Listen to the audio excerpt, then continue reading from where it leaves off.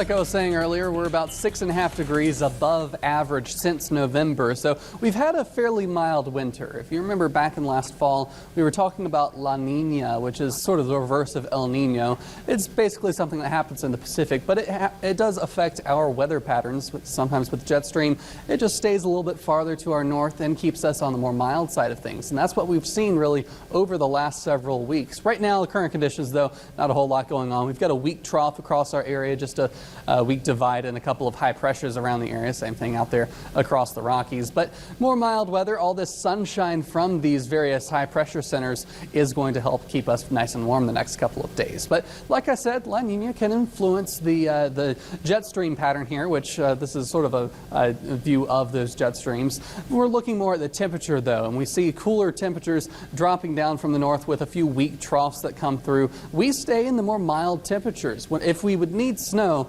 we would need these more cyan colors to be down in our area, which we will see then coming by the end of the week. We see here on Friday, it is going to be a bit chillier there on Friday. We've got winds also kicking up, but notice how it's colder across the upper Midwest into the Great Lakes region and how quickly this moves away, and we get into more of the greens, into more mild conditions fairly quickly after that, and we basically stay there. We've got this pretty stout ridge out to our west that is helping us retain these more mild conditions here. Looking at the 7-day forecast, next couple of days we've got very nice warm weather. Feels more like it should be into the early part of spring, but afterwards we're going to start to see those winds really kick up. It is Nebraska after all. Winds gusting upwards of 50 miles per hour Thursday, upwards of 40 by Friday, and notice those temperatures getting down into the 30s for highs. Like I said, with those upper level features, we would tend to see a little bit more of a snow-like pattern if the moisture were right, and so we've got our lows dipping back down below freezing once again. But by the end of the week, once we have that ridge building back in, we're going to see those temperatures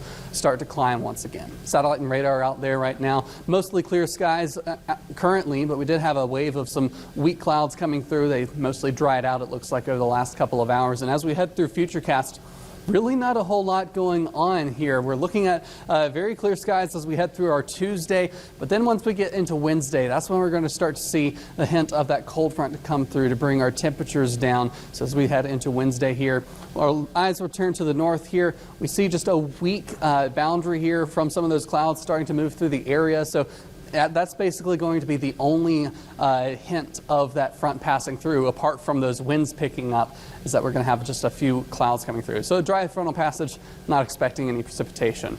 Temperatures out there right now in the 30s here for the Tri-Cities, some 20s out to our west, so we'll cool things down overnight tonight into the mid-20s here for the Tri-Cities. Low 20s to the west, maybe some teens there in the Panhandle, so a bit colder for them. As we head through the day tomorrow, we'll see those that sunshine nice and warm through all of the day. By midday, we're already warmer than what we've seen over the past several days. We had all that cloud cover and fog. That really didn't help us much. But we're looking at low 50s tomorrow, and then the day after that, maybe even near 60.